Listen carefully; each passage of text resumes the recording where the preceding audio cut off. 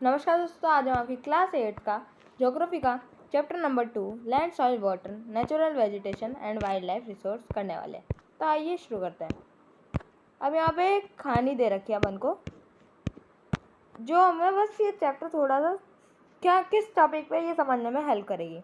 तो चलिए पढ़ ही लेते हैं। In a small village Tanzania Africa, एक जगह है टंजानिया अफ्रीका में। माम्बा गेट्स अप, माम्बा यानी मम्मी उसकी, very early in the morning to fetch water, बहुत जल्दी उठती है पानी लाने के लिए। She was to walk a long way and return after a few hours, वो उन्हें बहुत लंबा रास्ता तय करना पड़ता है और वो कई घंटों बाद आती है। She then helps her mother in the house and join her brother in taking care of their goods. मतलब तो है ना, वो है ना अपनी माँ की मदद करती है और अपने भाई के साथ भेड़ें भी चराती है। All the family own a piece of rocky land around the small hut, उनके छोटी सी झोपड़ी के पास, उनके पास एक रॉकी लैंड था। Mamba's father can barely grow some maize and beans on it after toiling hard, मतलब उसको बहुत मेहनत से वो करने के बाद कुछ मुश्किल से मिलता था। This is not enough to feed their family for whole year, ये उनके पूरे साल फैमिली को फीड करने के लिए नहीं था। अब दूसरी स्टोरी देखते हैं। Peter lives in the heart of sheep rearing region, एक ऐसे रीजन में रहता है जहाँ शीप रेयरिंग होती है। New Zealand where her family runs a whole processing factory, एक वूल प्रोसेसिंग फैक्ट्री, होल पड़ दिया मैंने गलती से, ओन करती है। Every day when he return from school, Peter watches his uncle taking care of there sheep, वो अपने अंकल को देखता है जो भेड़ों का ध्यान रखते हैं। Their sheep yard is situated on wide grassy plain with hills in the far distance पे है। In the manage scientific way using the last technology, वो कई तरीके की टेक्नोलॉजी यूज़ करते हैं। Peter's family also grow vegetation through organic farming, उसकी फैमिली भी ऑर्गेनिक फार्मिंग के थ्रू कुछ चीज़ें उगा लेती है। Mamba and Peter stay in two different part of the world, अलग अलग दुनिया की एक दूसरे से अलग कोने में रहता है। And led very different life, और अलग अलग जीवन जीते हैं। This difference is because of the quality of land soil water natural vegetation animal and uses of technology, the availability of such resource the main reason place differ from each other. तो मतलब ये अलग अलग हिस्से में रहते हैं। इनके अलग इसलिए क्योंकि इनके पास क्वालिटी अलग है, लैंड सॉइल वाटर, मतलब वाटर की अवेबिलिटी, लैंड की अवेबिलिटी। लैंड है तो वो कैसा है, मतलब वो, तो ये अपन को समझने में करता है कि भाई डिफरेंस होता है हर चीज़ में। अब कितना इम्पोर्टेंट है ये हम देख ही सकते हैं। तो हम पढ़ते हैं लैंड। अब land is among the most important natural resource, ये कई नेचुरल रिसोर्स में बहुत एक महत्वपूर्ण रोल प्ले करता है। It cover only about 30% of total area of the earth surface and all part of small percentage are non habitable, यानी हमें पता है जो हमारी अर्थ है उसमें जो 71% या बोल लो 70% बोल लो वो वाटर है, बाकी का जो 30% है वो हमारे पास लैंड है। यानी कितना कम है ये, ठीक है। वापस से देखो, 30% of total area of the earth surface and all part of small percentage are not habitable. देखो ये हमारे पास है हमारी अर्थ, इसमें हमारे पास है मतलब जैसे ये जो पार्ट है हमारे पास ये है एरिया ऑफ 30% जो कि हमारा लैंड है, ठीक है। उस लैंड का भी मतलब कुछ ऐसी जगह है उन लैंड्स में भी कि वहाँ पे हम नहीं रह सकते क्योंकि वहाँ पे लैंड की क्वालिटी अच्छी नहीं है, वहाँ पे अपन फसल वगैरह नहीं उगा सकते और ये सब। The uneven distribution of population in different part of the world, uneven का मतलब जैसे कहीं पे अच्छी क्वालिटी है कहीं पे ख़राब, ऐसे।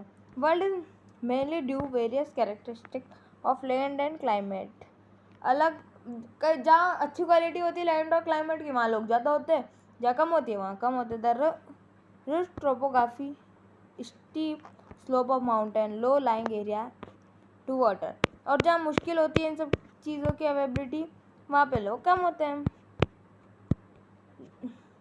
Logging desert area, thick forest area are normally sparsely populated और अनहेबिटेबल। मतलब जो अभी मैंने कहा, जो मतलब हैबिटेबल होते हैं वहाँ ज़्यादा लोग आ जाते हैं, जहाँ कम होते हैं वहाँ कम होते हैं। Plain and river valley often suited land agriculture, hence there was the densely populated area of the world। वहाँ पे ज़्यादा पॉपुलेशन आपको मिल जाएगी। अब लैंड यूज़, जो है इसको देखते हैं। हमने जाना लैंड बहुत इंपॉर्टेंट है। अब ये जान लेते हैं इसको कैसे यूज़ करते हैं। ये पिक्चर भी दे रही है, इसको भी देख लेते हैं। Salzburg in Austria, notice in how many way the land has been used in the above picture। देखो कितनी तरीके से, यहाँ बीच में से नदी जा रही है, साइड में घर हैं, फिर यहाँ पे कुछ खेत भी हैं और इस साइड भी कुछ खेत हैं। ऐसे इस तरीके से डिस्ट्रीब्यूशन किया गया ऑस्ट्रेलिया में। Land is used for different purpose such as agriculture, forestry, mining, building house, road, setting up of industries. मतलब जो लैंड है वो कई चीज़ों में यूज़ होता है। अपन ये फॉरेस्ट लैंड पे हैं, हम माइनिंग लैंड पे करते हैं, जो रिसोर्स मिलते हैं, हमारी बिल्डिंग, रोड, हाउस, ये सब हमारे लैंड पे। जो इंडस्ट्रीज बनती है वो लैंड पे है। अपन जहाँ खड़े हैं वो ही एक लैंड, मतलब लैंड पे खड़े हैं अपन यूँ। तो ये कितना इंपॉर्टेंट है आप देख सकते हैं। This is commonly termed as land use, जिसे हम कॉमनली कहते हैं इन सबको मिला के land use. Can you list out the different way in the Mamba and Peter family use their land. अब आप बता सकते हो कि भाई कैसे कैसे वो यूज़ करते थे अपने लैंड को। The use of land determine the physically factor such as topography, soil, climate, mineral and availability of water. Water की availability, human factor such as population and technology also important determine of land use pattern. मतलब जहाँ पे land अच्छी है वहाँ पे मतलब अच्छा है, मतलब वो अच्छे से जी पा रहे हैं, जहाँ अच्छी नहीं है वहाँ नहीं जी पा रहे अच्छे से। लैंड कैन ऑल्सो भी classified on the basis of ownership. देखो लैंड है ना, दो तरीके से डिफाइन किया जाता है, प्राइवेट लैंड, कम्युनिटी लैंड। ठीक है, community land common property resource, CPR बोल देते हैं इसको हम मतलब छोटे शब्द में। अब देखो इनमें क्या होता है, दो प्रकार की जो हमने लैंड जानी, चलो मैं आपको करके बता दूँ। जैसे एक ये लैंड है आपके पास, ठीक है, इधर आपके पास ये लैंड है, ठीक है, ये लैंड है, इधर किसी का हाउस है, ठीक है, इधर है किसी का हाउस, ठीक है, और ये लैंड है, यहाँ पे एक गार्डन बना हुआ है।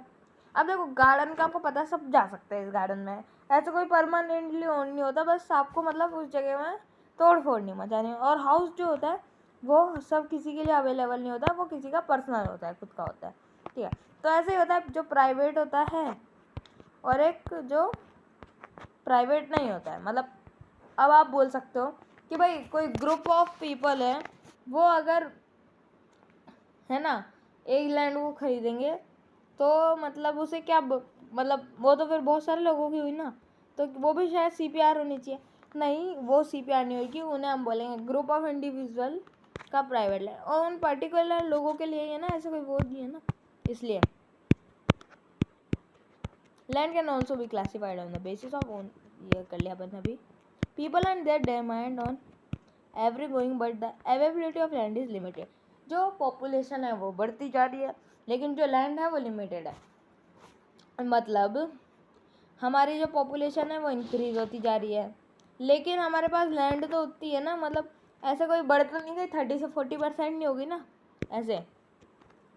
Locality of land also differ from place to place, अलग अलग है हर जगह। People start encroaching the common land to build up commercial area. लोग मतलब खेत वगैरह काट देते हैं, और खेत क्या सॉरी जंगल काट देते हैं ये चीज़ें बनाने के लिए। House complex in urban area and to expand the agriculture land and rural area. Today the vast change in the land use also reflected the culture change of society. Land degrade, landslide, soil erosion, deterioration and the major threat of environment because the expansion of agriculture and construction activity। इसकी वजह से forest cut रही है, इसे बताया।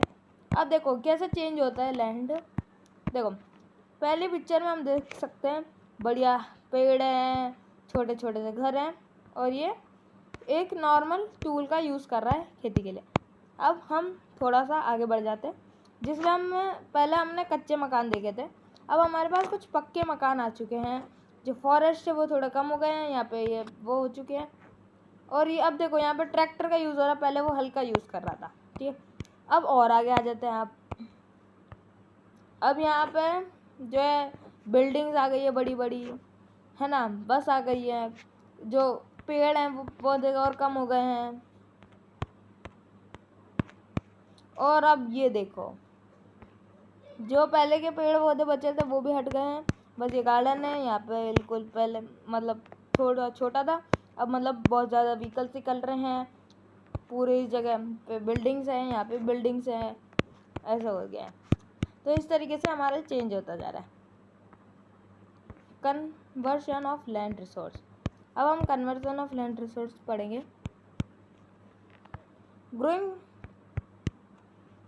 Growing population and the growing demand has led to large-scale destruction of forest cover arable land and has created of losing natural resource. Therefore, the presence of degradation of land must be checked.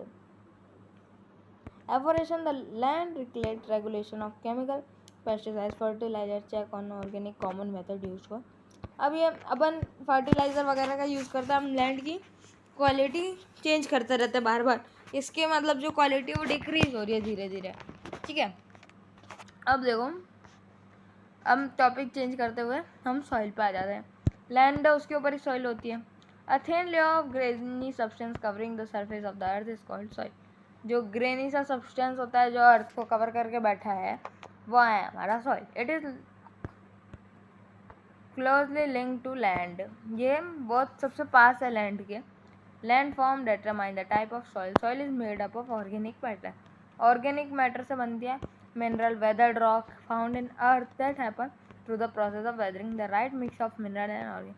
देखो क्या होता है, जो पत्थर होता है उसके ऊपर है ना, मतलब वो प्रेशर होता है उसके ऊपर, कभी ज़्यादा गर्मी का, बरसात का, और ऐसे मतलब कई रीज़न होते हैं, उससे वो टूट जाता है। फिर ऐसे फिर टूटते टूटते टूटते टूटते वो सॉइल बन जाती है, ऐसा होता है। अब यहाँ पे लैंडस्लाइड है। लैंडस्लाइड क्या होता है, जैसे आप देखो आपके पास है ना, या ऐसा बड़ा सा पहाड़ है ये, ठीक है, इधर भी है, पर अभी जिस एरिया जैसे मान लो इधर है यूँ पहाड़ है। अब यहाँ पे है ना, ये जो मिट्टी है हल्की सी नीचे हो गई तो ये बिल्कुल ऐसा हो जाता है और रोड ब्लॉक हो जाते हैं, और मतलब अपनी जो लैंड है मतलब सॉइल है वो वेस्ट हो जाती है इस पर बहुत ज़्यादा। यही है लैंडस्लाइड। इससे कुछ बचने के तरीके भी दे रखे हैं। ये एक मतलब मैसिव रॉक अर्थ के एक फ्लड और ये सारे जो हैं वैसे कुछ हैं, मतलब ऐसे जो हैवी उनमें कंसीडर किया जाता है लैंडस्लाइड भी। इसके मतलब कुछ हाई लो हैं और इससे बचने के कुछ वो भी दे रखे हैं। अभी अपन आप पढ़ सकते हो इनको। ये मतलब देखो लैंडस्लाइड के बारे में पहले बताया गया है, फिर इसके बारे में कि कितना बड़ा था क्या है, और फिर इससे बचने के तरीके, ठीक है। इम्पोर्टेंट है, आप पढ़ लेना, मतलब पूछा जाता है कभी कभार इससे क्वेश्चन। अब देखो लेयर पढ़ते हैं बस सॉइल की, पहले ये इम्पोर्टेंट है ये भी। ये डायग्राम बना दिया ना आपने तो बढ़िया रहेगा एग्ज़ाम में, ठीक है। ये है सबसे, ये जो वाली है लेयर, ये टॉप लेयर है जहाँ ह्यूमस ऑफ वेजिटेशन होता है। ये नीचे की थोड़ी सी है जो सब सॉइल है, सैंड सेल्ट एंड क्ले वाली। फिर ये है वेदर्ड रॉक, और ये है पेरेंट रॉक। और ये पेरेंट रॉक इसलिए क्योंकि ये जितने भी आपको ऊपर की चीज़ें दिख रही है ये इससे बनी है, ठीक है। अब हम पढ़ते हैं factor of soil formation. The major factor of soil formation are the nature of parent rock, climatic factor, other factor are topography, role of organic, time taken of the composition of soil formation, all these differ from place to place। यह अलग अलग जगह पे अलग होता है। जो अपन ने ये पढ़ा है अब इसको ही दोबारा है। पेरेंट रॉक है, determine colour, texture, chemical properties, mineral, ये सब होता है इसमें। Climate, temperature, rainfall, rate of weather and humus formation, ठीक है। Relief, altitude and slope determine of soil. Flora, fauna, and microorganism affect the rate of humus formation. Humus की rate को affect करता है. Determine thickness of soil profile, यानी time मतलब जैसे time के साथ जो सॉइल है वो मोटी होती जाती है ऐसे.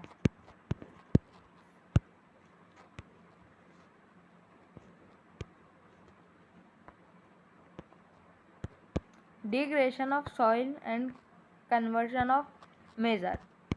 Soil erosion and depletion are the major threat to soil as a resource. Both humus natural factors can lead degradation of soil factor which lead to clean degradation are deforestation, overgrazing, chemical fertilizing, rain wash. अब देखो जो मतलब हमारे जो soil है वो उसमें क्या मतलब वो कम कैसे होती जा रही है डिफॉरेस्टेशन से. जो ओवर ग्रीजिंग है मतलब क्या होता है, जैसे हवा का झोंका आया वो है ना कहीं सैंड को उड़ा के ले जाता है, मतलब तो वो हमारा से सॉइल इरोजन हो गया. तो जब अपन के पास छोटी छोटी सी वो घास होती है तो वो उसको रोक लेती है काफ़ी हद तक. पेड़ भी यही काम करते हैं. केमिकल फर्टिलाइज़र से भी होता है. रेन वॉश, लैंडस्लाइड, ये कुछ वो हैं जिनसे ये सब होता है. अब ये देखते हैं mulching. The bare ground between plant is converted with organic matter like straw. It help to retain soil moisture. ये बार ग्राउंड है प्लांट और उसमें स्ट्रॉ की तरह होता है. ये सॉइल के मॉइस्चर को उसमें हेल्प करता है. कॉन्टियर बैरियर, स्टोन ग्रे सॉइल. देखो आप डायरेक्ट इनसे समझाता हूँ मैं आपको, पिक्चर वगैरह उसे समझाता हूँ, ऐसे आपके दिमाग में नहीं घुसेगा. देखो रॉक डैम क्या होता है. रॉक डैम ऐसे होते हैं जैसे अपन को पता है यहाँ लैंडस्लाइड होती है तो यहाँ अपन ने एक ऐसा डैम बना दिया तो उसमें है ना ये मिट्टी जो है खट्टी हो जाती है. जैसे वाटर वाला डैम होता है उसकी तरह ये काम करता है. कंटेनियर बैरियर ये कैसा होता है, यहाँ पे जैसे पहाड़ है इसके पास से ऐसे वो लगा देते हैं, लैंडस्लाइड होएगी तो वो रोड पे नहीं आएगी, इस पर रुक जाएगी. ठीक है, समझे. Terrace farming. अब देखो अपन को ज़्यादा लैंड को यूज़ करना है तो अपन ऐसा कर सकते हैं, और टेरेस फार्मिंग इसे बोलते हैं. इन सीढ़ियाँ जैसा बना देते हैं और इस पर फार्मिंग कर सकते हैं. और इसको लिए एक और यूज़ है कि मान लो यहाँ पे लैंडस्लाइड हुई तो यहाँ पे इसको आने में इतना देर हो जाएगा और रुक जाएगा. अब जैसे मान लो आप एक स्लाइड से जा रहे हो तो उसमें आप ज़्यादा तेज़ी से आओगे या फिर आप सीढ़ियों से ज़्यादा तेज़ी से आओगे, तो वो यूज़ किया गया है. इस शेल्टर बेल्ट क्या है, ये ऐसे है मतलब जैसे है हवा का झोंका आ रहा है जैसे, तो मतलब ये है ना मिट्टी को उड़ने नहीं देते, रोक लेते हैं इसे, मतलब पेड़ों को लाइन वाइज लगा लेते हैं, इसे बोलते हैं शेल्टर बेल्ट. अब देखो जैसे मान लो आपके पास ये खेत है, ये ऐसे है इसकी मतलब वो, तो आपको यूँ खेती करनी है जिससे वो दिक्कत नहीं होगी अपन के, तो इसे बोलते हैं कॉन्टियर प्लोइंग. और ये सारे तरीके हमारे पास आ गए हैं. यहाँ पे हम एक्टिविटी में भी देख सकते हैं कि जिस मतलब जैसे ये डब्बा है इसमें जिसमें मिट्टी दे रखी है बिना प्लांट के, उसमें देखो जब ये निकाल रहे हैं तो मिट्टी ज़्यादा आ रही है, और इसमें जब हम कर रहे हैं तो मिट्टी कम आ रही है. तो हमें पता पड़ता है ये पकड़ के रखते हैं उसको, मतलब सैंड को, ये सब. अब लैंड की बात हो गई, सॉइल की हो गई, अब वाटर की बात कर लेते हैं. What is a vital renewable resource? They are fourth of the earth surface. ये 3/4 है अर्थ की सरफेस पे, पर ये इतना कम है मतलब पीने लायक जो इतना कम है क्या बताएं. Convert with water it therefore appropriately called water planet. Sorry, मतलब जो वाटर प्लैनेट कहा जाता है इस अर्थ को, लेकिन इसमें वाटर इतना कम है, मतलब जो वाटर सॉल्टी वाटर है वो तो भर भर के है, ऐसे है पूरा भर भर के है बिल्कुल ही. It was ocean and begin almost 3.5 billion year back. पर जो पीने लायक है वो कम है. Even today of ocean cover third of the earth surface are support a rich variety of plant and animal life. Plant और एनिमल की लाइफ होती है इनके अंदर भी. The ocean water is however saline not light of human consumption. Fresh water amount is 2.7% है. Nearly 70% of occur ice sheet मतलब glaciers में जमे हुए ये पीने लायक आधा पानी। तो in Antarctic, Greenland and mountain region. Due to their location in 1% of freshwater is available for human use. 1% ही बचा है. It is found of as ground water, as surface water, as river, lake water, vapor, atmosphere. ठीक है.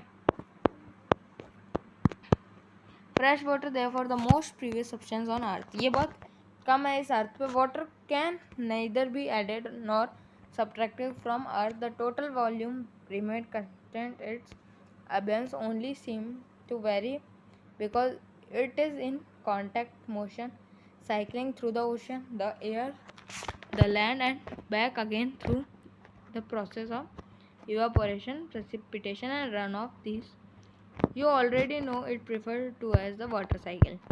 और water cycle का आपको पता ही है, पहले अपने नदी होती है, इसमें वो ऊपर जाता है फिर नीचे आता है वो. अब देखो हम देखते हैं एक ह्यूमन कितना पानी कंजर्व कर लेता है, जो कि है 150 लीटर पर डे का. अब देखो कैसे, पानी पीने का 3 लीटर, कुकिंग करने का 4 लीटर, बाथिंग करने का 20 लीटर और फ्लशिंग करने का 40, washing clothes 40, washing utensils 20, gardening 23. तो ऐसे 150 पर डे का हो जाता है. Problem of water availability. अब इसकी प्रॉब्लम भी देख लेते हैं. The scarcity of water is main reason of the world. Most of Africa, West Asia, South Asia, part of western USA, north west Mexico, part of South America and entire Australia are facing shortage in fresh water supply. यहाँ पे fresh water supply कम है. Countries located in climatic zone most susceptible drought face great problem of water scarcity. Thus water shortage may be consume of variety in seasonal and preparation on the scarcities caused by over exploitation and contaminants of water resource. ठीक है, इन जगहों पे पानी की availability कम है. Conservation of water resource, इसे कैसे conserve कर सकते हैं. Access of water resource a major problem facing the world today, जो अपनी दुनिया झेल रही है. Step have to be taken conserve the dwelling resource even through water is renewable resource. It overuse of population make it for use discharge of threats. Agriculture, chemical industry in water bodies are major contaminants. They populate water with nitrate, metal and pesticide. अब देखो ये सब होता है कि भाई इस तरीके से हम कंजर्व कर सकते हैं. अब देखो क्रॉप में हम कैसे कंजर्व कर सकते हैं. आपको याद होगा साइंस में क्रॉप प्रोडक्शन वाला चैप्टर पढ़ा था. उसमें अब एक इरिगेशन का वो था पार्ट. उसमें एक पार्ट था कि जहाँ वाटर की अवेलेबिलिटी कम हो वहाँ पे अपन ऐसा ड्रॉप सिस्टम का यूज़ करते हैं कि जो इन पे ड्रॉप बाय ड्रॉप गिराया जाए. इधर भी वो सेम यूज़ किया गया जिससे मतलब पानी का वेस्टेज थोड़ा कम हो और ये भी वो हो जाए सही. Natural vegetation and wild life के बारे में भी जान लेते हैं अपन.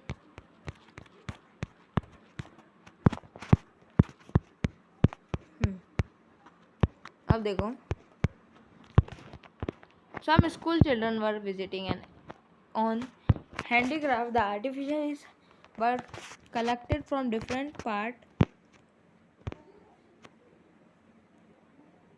of country. Mono picked up a bag and explained this beautiful handbag को बताता है yes it is made from jute. ये जूट से बना है. The teacher said do you see those basket lamp shades and chair, those are made up of cans and bamboo. ये cans और bamboo से बनी है. In the eastern and north south humid region of India bamboo grown in plenty. बहुत कम होता है.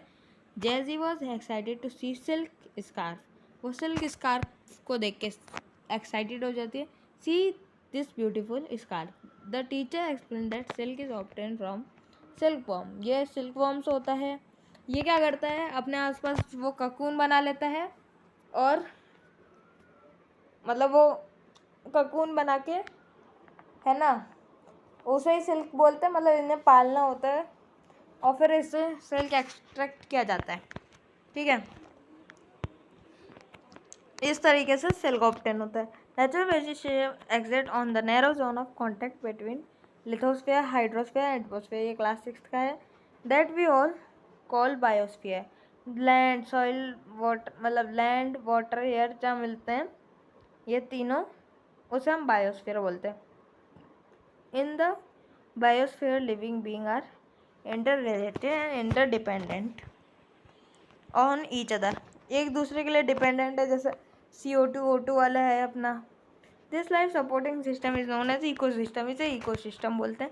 Vegetation and wild life are valuable resource. Plant provide as timber, give shelter to animal, produce oxygen we breathe, जो मैंने अभी बताया, ठीक है। अब देखो ये हमारी छोटी shelter belt.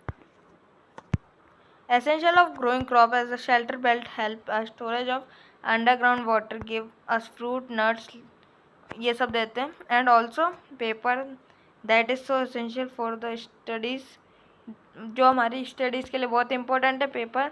They are use of plant, you can add more wild life, मतलब और भी हम जोड़ सकते हैं। डिस्ट्रीब्यूशन ऑफ नेचुरल वेजिटेशन, इसका डिस्ट्रीब्यूशन देखते हैं। The growth of vegetation depend primarily on the temperature and moisture.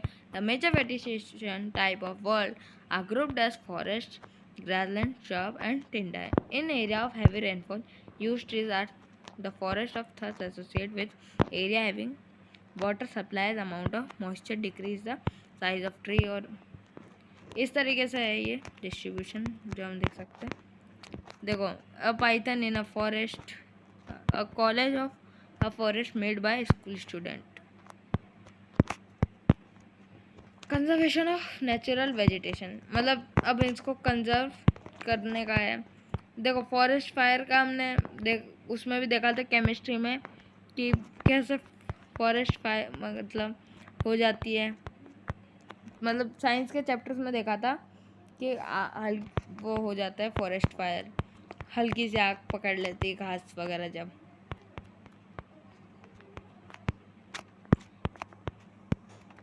यहाँ से पढ़ते हैं। फॉरेस्ट आर वेल्थ, वो ये हमारी बहुत इंपॉर्टेंट वेल्थ है। अब ये क्यों यहाँ पे पता है, जो प्लांट हमें बहुत सारी चीज़ें देखते हैं और सबसे इम्पोर्टेंट वो है ऑक्सीजन, और हम बाकी चीज़ों के पीछे उनको काटते रहते हैं और करते रहते हैं, जिससे जो है हमारे ये जो चीज़ें हैं ये बिल्कुल ख़त्म होती जा रही हैं। तो मतलब हमें डिफॉरेस्टेशन को रोकना होगा, सुनामी, लैंडस्लाइड और इन सब का भी थोड़ा वो रखना होगा।